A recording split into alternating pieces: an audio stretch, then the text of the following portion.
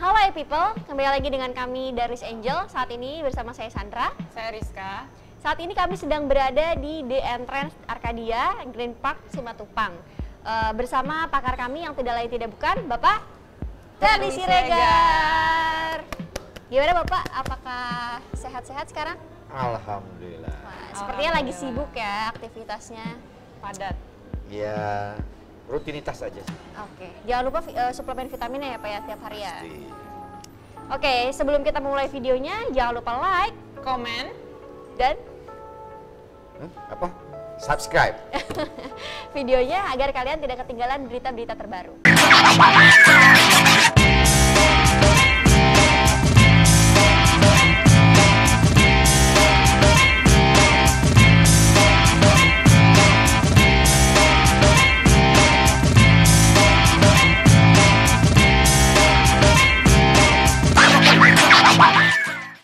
Kembali lagi bersama kami Darwis Angel di Sudut Pandang Terpercaya. Jadi hari ini kita akan membahas mengenai kasus yang sedang marak terjadi di Indonesia, yaitu kasus penculikan anak. Di mana di awal tahun 2023 ini di Indonesia sudah terjadi penculikan anak sebanyak 14 orang. Ya, Yang kita tahu 2023 ini baru berjalan selama 2 bulan. Kalau menurut sumber Kementerian Perlindungan Perempuan dan Anak, tahun 2022 itu overall itu udah terjadi 34 kasus penculikan anak. Banyak ya? Sedangkan tahun 2021 aja itu 15 anak. Nah ini tuh 2 bulan aja di tahun 2023 itu udah terjadi 14 anak. Serem banget kan? Iya, serem banget. Nggak kebayang sih perasaan orang tua juga kerabat yang kehilangan anak-anaknya, pasti berat banget. Iya, anak-anak yang masih main itu malah terkena musibah yang gak diinginkan. Kalau kayak gini tuh kenapa ya Pak? Bagaimana tanggapan Pak Darli? Kalau seperti ini apakah keamanan negara kita yang kurang sehat? Dan kurang kuat ya kayaknya Iya. Pak.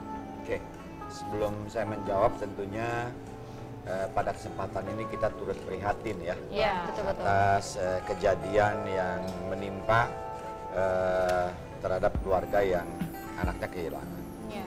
Jadi kalau pertanyaan kalian, menjawab pertanyaan kalian, apakah keamanan atau pertahanan kita tentang keamanan yang kurang kuat atau tidak? Menurut saya tidak. Gitu ya. Kenapa? Kalian harus membayangkan seperti ini. Indonesia itu terdiri dari 17.000 pulau Betul. Iya. dengan total penduduk kurang lebih 250 juta. Oke, cakupan luasnya sangat luas.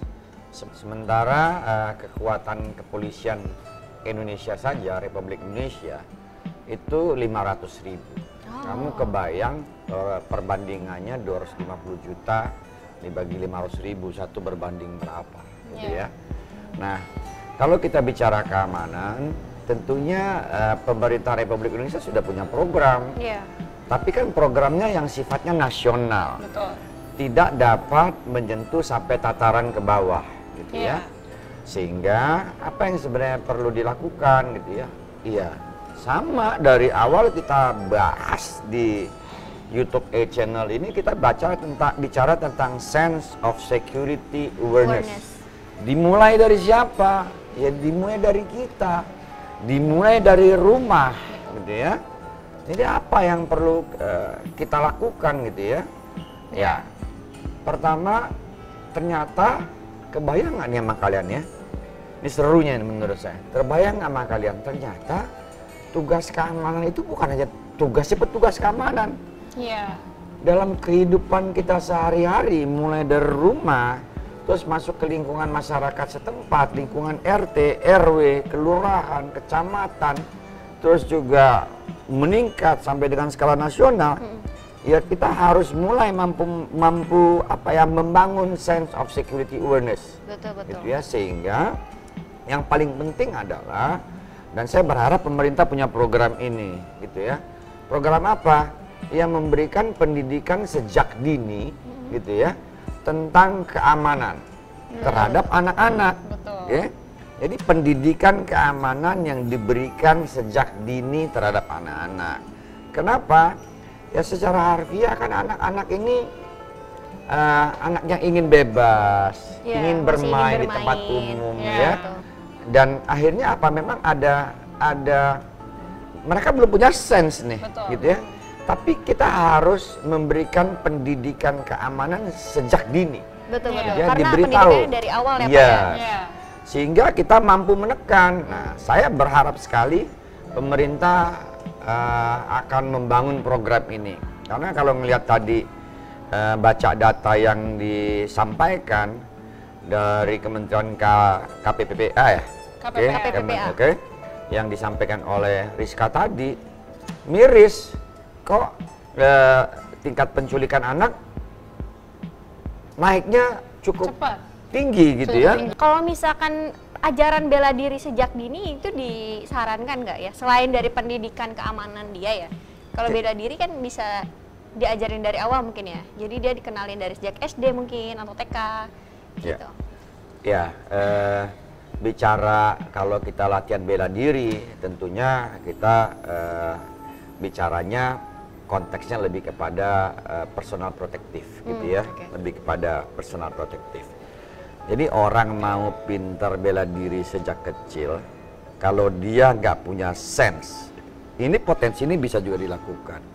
Katakanlah anak kecil, kan yang dicuri anak-anak di bawah umur nih, gitu ya. Di bawah umur Dia juga nggak akan mampu melawan, Iya. gitu ya, nggak akan mampu melawan dengan orang dewasa, walaupun dia udah bela diri jago, tapi umurnya 5 tahun, 6 tahun misalnya yang diculik, ya kan?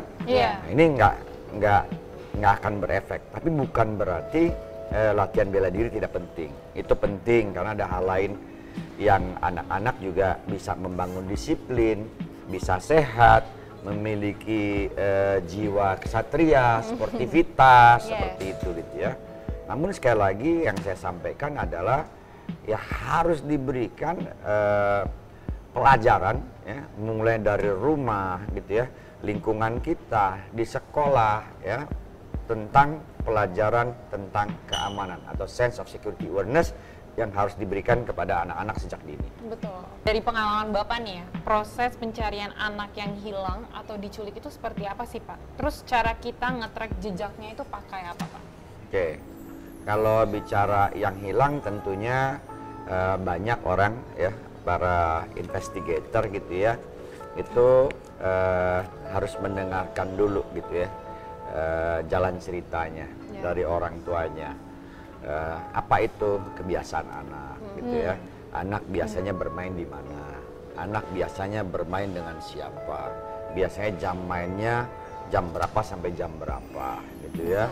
Nah, hal-hal ini yang harus dimulai dilakukan sehingga nanti akan dalam proses melakukan investigasi tersebut, proses penyelidikan pencarian anak, kita akan ada titik di mana oh di momen apa anak ini hilang dan siapa yang terakhir kali bertemu.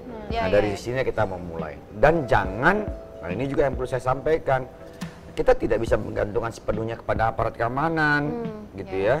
Nggak bisa, ntar timbul kesan kok kayaknya aparat keamanan tidak melakukan apa-apa. Ingat, aparat keamanan itu bukanlah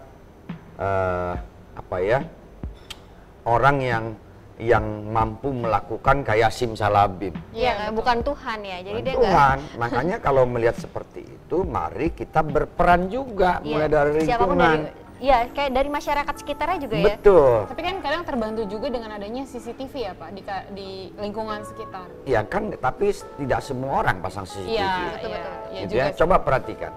Oke, kalau untuk lingkungan yang menengah atas, mungkin iya sudah ada. Betul.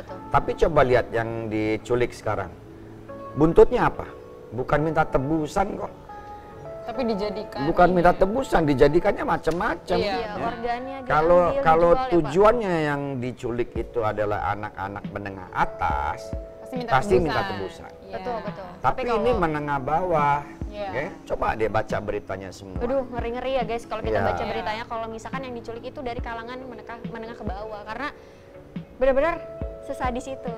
Ya, makanya apa sih yang kita perlu bangun dari tataran lingkungan saja. Tadi saya dibilang mulai rumah, masuk ke tataran lingkungan, RT. Iya. Di kita kan ada RT, rukun tetangga. Sekarang saya mau tanya deh, sama Sandra sama Rizka. Kenal nggak tetangga kamu satu RT? Kenal dong. Semuanya? Saya enggak. Kurang lebih sebenarnya. Nggak total semuanya. Sebenarnya nggak perlu kenal semua juga. Cuman kalau dibangun nih ya, sistemnya namanya community development gitu ya. Dengan lingkungan kita membangun hubungan.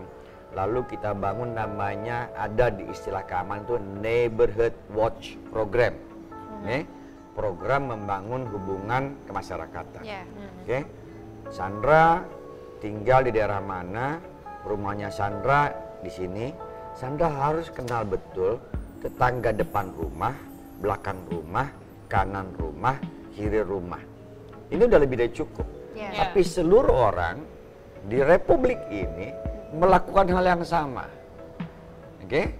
Sehingga karena kita kenal dengan lingkungan kita, maka kalau ada orang yang tidak biasa berada di lingkungan itu sudah menjadi alertness buat kita. Ini betul, siapa betul. ya? Ada apa ya? Betul. Sekarang kita masuk lingkungan rumah orang juga nggak ada yang challenging kita, nggak ada yang nanya kita. Bahkan kita duduk berjam-jam nggak ada orang yang datang nanya, Bapak ada apa? Ada yang bisa saya bantu? Sedang mencari siapa? Tidak. Betul, betul. Nah ini yang harus kita kembangkan di lingkungan masyarakat.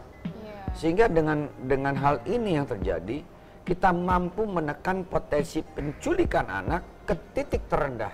Terus tahapan proses pengamanannya itu seperti apa? Ya, kalau kepolisian pasti pada saat misalnya anak tidak dapat ditemukan, pertama pastinya kalau memang ada luka, memar dan segala macam, polisi akan melakukan visum. Itu udah pasti, gitu ya.